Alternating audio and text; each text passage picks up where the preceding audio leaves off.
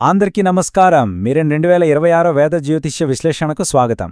ఈరోజు మనం కన్యరాశి వారి గురించి, అంటే మూలాల ప్రకారం వాళ్ళ గ్రహ సంచారాలు ఎలా ఉండబోతున్నాయి, వాళ్ళ భవిష్యత్తు ఎలా ఉండబోతోందనేది చాలా డీటెయిల్గా తెలుసుకుందాం. ఏమాత్రం లేట్ చేయకుండా డైరెక్ట్గా టాపిక్లోకి వెళ్ళిపోదాం. ఓకే, ముందుగా ఈరోజు మనం ఏమేం కవర్ చేయబోతున్నామో ఒకసారి ఇక్కడ చూద్దాం.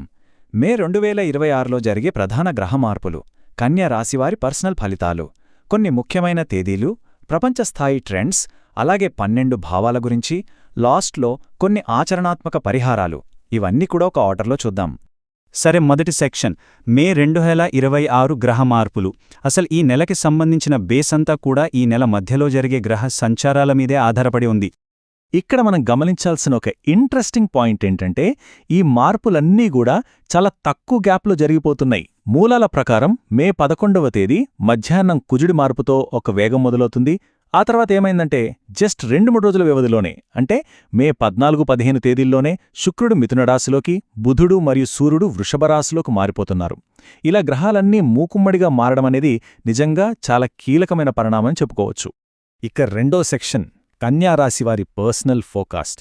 ఈ పెద్ద పెద్ద గ్రహ మార్పులు కన్యారాశివారి జాతకంతో ఎలా లింక్ అవుతాయనేది ఇప్పుడు చూద్దాం. ఈ మంత్లో కన్యారాశి వాళ్ళకి రిజల్ట్స్ కొంచెం 2 రకాలుగా, అంటే అటూ ఇటూగా కనిపిస్తున్నాయి. ఒక పక్క చూస్తే 10th హౌస్లో గురువు శుక్రుడు ఉండటం వల్ల ఫైనాన్షియల్ గ్రోత్ సూపర్బ్గా ఉంటుంది. ఎప్పటినుంచో కలలుగంటున్న ఇల్లు లేదా కొత్త వెహికల్ కొనే ఛాన్సెస్ అయితే గట్టిగా ఉన్నాయని మూలాలు చెబుతున్నాయి. అలాగే తోబుట్టువల కెరీర్ బాగుంటుంది, శత్రువులపై విజయం కూడా సాధిస్తారు. కానీ ఇక్కడే మనం కొంచెం కేర్ఫుల్గా ఉండాలి. ప్రేమ వివాహాలకు సంబంధించి కొద్దిగా టెన్షన్స్ రావచ్చు. అలాగే ఎవరికైనా అప్పులు ఇచ్చేటప్పుడు కానీ తీసుకునేటప్పుడు కానీ చాలా అప్రమత్తంగా ఉండాలని ఈ విశ్లేషణ హెచ్చరిస్తోంది.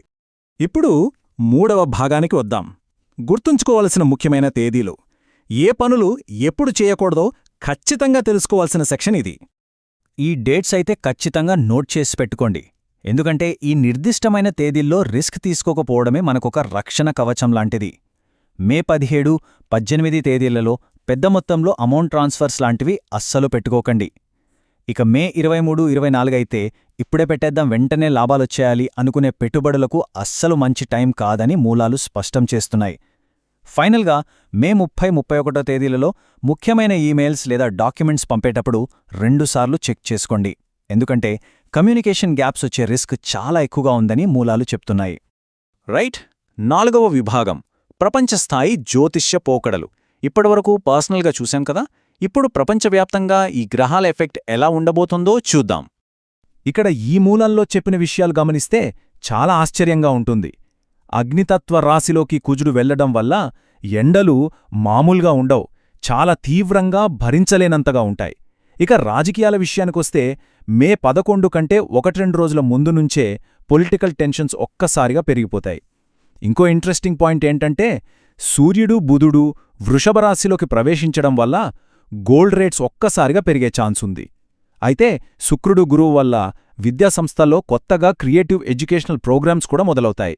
కానీ మే ఎండింగ్ టైంకొస్తే నీటి ద్వారా వచ్చే వైరస్లు పెరిగే రిస్క్ ఉంది కాబట్టి మనం తాగే నీటి విషయంలో కాస్త కేర్ఫుల్గా ఉండాలి సుమా. ఇక మన 5వ విభాగం 12 భావాల విశ్లేషణ.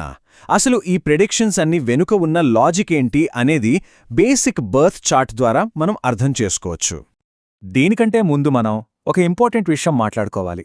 అదేంటంటే, శనిగ్రహం అనగానే మనలో చాలామందికి ఒక రకమైన భయం ఉంటుంది కదా. కానీ అస్సలు భయపడాల్సిన పనే లేదు. ఎందుకో తెలుసా, శని సంచారం అనేది ఏదో నెగటివ్ టైం కాదు. ఎంతోమంది గొప్ప గొప్ప రాజకీయ నాయకులు, సూపర్ సక్సెస్ అయిన వాళ్లు ఈ శని సంచార సమయంలోనే టాప్ పొజిషన్కి వెళ్లారని మూలాలు చాలా క్లియర్గా చెప్తున్నాయి. సో ఆ ఆందోళన పక్కన పెట్టేద్దాం. ఇక్కడ మీరు చూస్తే మన లైఫ్లోనే ఒక్కో పాయింట్ ఎంత పర్ఫెక్ట్గా డివైడ్ చేశారో అర్థమవుతోంది. ఫర్ ఎగ్జాంపుల్, మొదటి 3 భావాలు మన పర్సనాలిటీని, సంపద వచ్చే దారుల్ని, మన కమ్యూనికేషను డిసైడ్ చేస్తే, లాస్ట్లో ఉండే 10, 11, 12 భావాలు చూసుకుంటే అవి మన career growth, foreign travels, investments లాంటి పెద్ద పెద్ద విషయాలను నిర్దేశిస్తాయి. దీన్ని బట్టి ఏ గ్రహం ఎక్కడ ఉంటే మన జీవితంపై ఎలాంటి ఎఫెక్ట్ పడుతుందో ఈ బ్లూ ప్రింట్ ద్వారా చాలా ఈజీగా అర్థం చేసుకోవచ్చు. లాస్ట్గా 6వ విభాగం ఆచరణాత్మక జ్యోతిష్య పరిహారాలు. ఈ గ్రహాల వల్ల వచ్చే ఏవైనా ఇబ్బందులు తగ్గించుకోవడానికి మూలాలు ఏం సజెస్ట్ చేస్తున్నాయో చూద్దాం. ఎవరికైతే ఇప్పుడు శని ప్రభావం నడుస్తోందో వాళ్ల కోసం ఇక్కడొక పవర్ఫుల్ రొటీన్ ఉంది. ఇది ఖచ్చితంగా ట్రై చేయండి. ఏ పనులైనా సరే అస్సలు పోస్ట్పోన్ చేయకండి. అలాగే పగటిపూట నిద్రపోవడం పూర్తిగా మానేయాలి. ప్రతి శనివారం కొంచెం స్వచ్ఛమైన నువ్వుల నూనెను ఒంటికి రాసుకుని ఒక 10-20 నిమిషాలు ఆగి స్నానం చెయ్యాలి. ఆ తర్వాత ఆంజనేయస్వామి, సుబ్రహ్మణ్యస్వామి లేదా లక్ష్మీనరసింహస్వామి టెంపుల్కి వెళ్లడం లేదా కనీసం ఒక రావి చెట్టు చుట్టూ ప్రదక్షిణ చేసినా చాలు. నెగటివ్ ఎఫెక్ట్స్ చాలా వరకు తగ్గుతాయని ఈ మూలాలు వివరిస్తున్నాయి. ఇదంతా జస్ట్ ఒక క్రమశిక్షణా చర్య మాత్రమే. ఒకవేళ మీ పర్సనల్ బర్త్ చార్ట్ డీటెయిల్స్ మీకు సరిగ్గా తెలియకపోయినా టెన్షన్ లేదు. ఎవరైనా ఫాలో అవ్వగలిగే కొన్ని బేసిక్ హ్యాబిట్స్ ఇక్కడున్నాయి. పొద్దున్నే నిద్ర లేవగానే సూర్యుడికి అర్ఘ్యం వదలడం, లలితా సహస్రనామం చదువుకోవడం, చాలా ఎథికల్గా ధర్మబద్ధంగా ఉండటం అలవాటు చేసుకోవాలి. కుదిరితే గోశాలకు వెళ్లి గోసేవ చెయ్యండి. ఎందుకంటే ఆవులో సకల దేవతలుంటారని అంటారు కదా. ఇంకొక చిన్న మాట, సరదాకి కూడా ఇతరుల అపార్థం చేసుకునేలా ఎప్పుడూ జోకులు వెయ్యకండి. దానివల్ల అనవసరమైన సమస్యలు రావచ్చు. ఫైనల్గా ఇక్కడ మనం ఒక ముఖ్యమైన విషయం ఆలోచించాలి. మన రోజువారీ పనులను ఈ జ్యోతిష్య విశ్లేషణతో గనక బ్యాలెన్స్ చేసుకుంటే రాబోయే నెల రోజులు మన లైఫ్ ఎంత అద్భుతంగా మారుతుంది. ఇక్కడ చెప్పిన ఈ చిన్న చిన్న జాగ్రత్తలు పాటిస్తే చాలు. ఎంత స్ట్రెస్ ఉన్నా దాన్ని మన సక్సెస్కి ఒక మెట్టులా మార్చేసుకోవచ్చు కదా.